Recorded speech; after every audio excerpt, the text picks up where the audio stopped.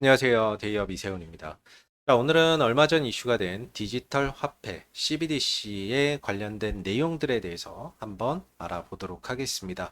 현재까지 국내에서 어떤 디지털 화폐의 연구가 진행되고 있는데 진행 현황이 어디까지 왔는지 또 증시에서 어떤 관련주는 무엇이 있는지도 함께 살펴보도록 할게요. 자, 지난 이제 9월 19일 날 나온 기사가 되겠는데 편의점에서 토큰 결제 연말에 CBDC 테스트라는 뉴스 기사가 전해졌고요. 또 한은에서 대규모 CBDC 테스트한다. 10만 명 하나로마트서 예금 토큰 결제. 이런 뉴스 기사가 좀 전해졌죠. 여기서 말하는 CBDC는 디지털 화폐를 의미한다라고 보시면 될 것 같고요. 은행 예금자 10만 명을 대상으로 그 예금을 토큰 형태의 디지털 화폐로 변환을 해서 그걸 하나로마트나 편의점에서 결제를 했을 때 이상이 없는지 테스트를 연말께 진행을 한다라고 보시면 될 것 같습니다. 그래서 현재 시중은행 플러스 인터넷은행 포함 6개의 은행과 함께 이번 테스트를 진행을 할 거고요. 이번 테스트에서 분산 원장 기술 바탕에 CBDC로 이 과정을 대체할 수 있는지 살펴볼 예정이다라고 이야기를 하고 있는 거죠. 쉽게 말해서 디지털 화폐가 실생활에서 사용이 가능한지 이런 것들 사용성을 좀 검증한다라는 의미로 해석하시면 좋을 것 같습니다. 그래서 당장 도입되고 이런 것이 아니라 도입을 언젠가는 할 거기 때문에 그걸 대비해서 준비하고 테스트하는 과정이다. 이렇게 이해하시면 좋을 것 같아요. 자, 그럼 디지털 화폐란 무엇이냐라는 건데 쉽게 말해서 중앙은행이 발행하는 또 다른 화폐다라고 보시면 됩니다. 현재 중앙은행이 발행하는 화폐는 이제 동전이나 그다음에 지폐 이런 것들이 있죠. 만 원권, 천 원권, 오천 원권. 근데 똑같은 어떤 법적 통화이면서 동시에 가치가 보장되는 디지털 상에서 이용 가능한 화폐를 하나 더 발행을 하는 겁니다. 그래서 이 디지털 화폐나 이런 것들이 똑같아요. 동전이랑 지폐나 이런 것들이 똑같은데 어떤 가치도 똑같고 법적 지위나 이런 것들도 똑같고 다만 디지털 상에서 이용할 수 있는 그런 이제 화폐를 발행한다라는 거고 이제 디지털 화폐의 대표적인 장점 중에 하나가 해외 송금이죠. 해외 송금할 때 어떠한 이제 시간이나 이런 것들 제약 없이 그다음에 언제든지 송금이 가능하면서 동시에 수수료나 이런 것들을 절감할 수 있다. 지금 같은 경우에 우리가 해외에 송금하려면 은행에 가서 은행의 어떤 그 달러 스위프트 결제망을 통해서 송금이 이루어지는데 이런 과정을 생략할 수 있다라는 점에서 시간 절약과 동시에 어떤 수수료나 이런 것들을 절감할 수 있는 것이 대표적인 어떠한 이제 하나의 장점으로 손꼽히고 있는 상황이죠. 한국은행 같은 경우가 지금 이 디지털 화폐에 관련된 연구나 이런 것들이 지난 2021년부터 모의 실험을 진행을 해 왔었는데 21년 하반기에 처음으로 이제 모의 실험 1단계가 진행이 돼서 현재까지 이렇게 쭉 이어져 왔었고요. 이제 남은 게 2024년 4분기에 실거래 테스트 딱 하나 남아 있습니다. 올해 말이죠. 10월, 11월, 12월 이때가 이제 4분기가 되겠죠. 이 4분기에 한국은행이 현재 CBDC 실거래 테스트를 진행을 한다라는 거고요. 그 내용들이 최근에 기사화되면서 그 기대감의 관련 주가의 상승으로 이어지는 결과를 만들어냈습니다.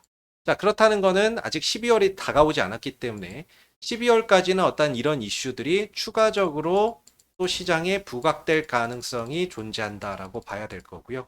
그런 이슈가 또 부각될 때 또 어떤 관련주들도 함께 움직임을 가져갈 가능성이 있다는 측면에서 재료가 일단은 12월까지는 좀 이어지는 부분이다라고 우리가 조금 생각해 볼 수 있겠죠. 그래서 이 CBDC 같은 경우에 어떤 시장 규모나 이런 부분들의 전망에 대해서 지난 하나금융 경영연구소에서 발표를 한 게 있는데요. 지난 2023년도에 한 200억 달러 정도의 시장의 규모였다라고 한다면 2028년도에는 지금 한 2조 2천억 달러, 우리나라 돈으로 한 2,900조 원, 약 3천조 원에 달하는 어떤 시장 규모로 확대가 될 거다라고 이야기를 하고 있습니다. 그래서 이 어떤 디지털 화폐가 전 세계적으로 계속해서 어떻게 보면 시장 규모나 이런 것들이 이 디지털 화폐를 도입하는 국가들이 많아지고 있기 때문에 어떤 시장 규모나 이런 것들은 계속해서 확대될 수밖에 없고요. 지금 디지털 화폐를 도입을 했거나 또 도입을 검토하는 국가들이 꽤 많거든요. 현재 130여 개 국가가 CBDC 도입을 검토를 하고 있는 상황이고, 실제 중국이나 인도, 바하마 이런 데서는 이런 CBDC를 도입을 한 상황입니다. 그래서 실제 테스트나 이런 것들 단계를 넘어서 실생활에서 이용이 되고 있는 상황이고요. 반대로 이제 또 뭐 스웨덴이나 유럽 국가 이런 이제 뭐 영국, 캐나다 이런 국가, 우리나라도 포함이죠. 우리나라는 이제 관련 연구나 또는 실험이나 이런 것들이 진행 중인 거죠. 그래서 전 세계적으로 한 130여 개 국가가 도입이나 이런 것들을 하기 위해서 연구나 실험이나 이런 것들이 진행되고 있고, 실제로 도입이 돼서 운영되는 국가도 있기 때문에 전반적으로 이 디지털 화폐 시장 규모는 계속해서 좀 확대될 수 있고, 또 우리가 실생활에서 현금 사용이나 이런 것들이 계속해서 좀 줄어들고 있잖아요. 그렇기 때문에 어떤 장기적으로 봤을 때는 하나의 결제 수단으로 자리 잡을 가능성이 굉장히 높다. 이렇게 볼 수가 있겠죠. 자, 근데 이 디지털 화폐도 결국에는 좀 장단점이 존재한다라고 볼 수가 있는데, 일단은 뭐 대표적인 건 디지털 화폐와 또 암호화폐, 이렇게 좀 구분을 해서 볼 필요가 있어요. 이 차이를 좀 볼 필요가 있는데, 이제 암호화폐와 CBDC 같은 경우에 어떤 차이점은 크게 세 가지: 발행 주체와 그다음에 가치와 그다음에 익명성 여부. 요 세 가지가 가장 큰 차이가 아닐까라고 생각이 들거든요. 그래서 이 CBDC 같은 경우에는 발행 주체가 중앙은행이고 암호화폐는 민간입니다. 그러다 보니까 이 CBDC는 법적인 어떠한 효력이 존재하는 거죠. 그리고 가치나 이런 것들을 보장받을 수 있다라고 보시면 될 거고, 반면에 이제 암호화폐 같은 경우에는 민간이 발행을 한 거고, 그리고 이 암호화폐를 도입해서 결제 수단으로 이용하는 데에서만 이용할 수 있는 거죠. 이걸 도입하지 않은 국가에서는 비트코인을 사용할 수 없는 것이고, 또 법적 지위나 이런 것들이 좀 불확실하다라는 차이가 있고요. 두 번째로 이제 가치에 대한 부분인데, 사실 CBDC는 그냥 액면가가 고정입니다. 그래서 이제 뭐 고정이기 때문에 어떤 가치의 변화가 없어요, 거의. 근데 암호화폐 같은 경우에는 수요 공급, 이거에 따라서 이제 가격의 어떤 변동성이 크기 때문에 아직까지는 이 암호화폐는 어떤 투자 자산으로서 지금 좀 활용이 되고 있는 그런 이제 부분이라고 볼 수가 있을 것 같아요.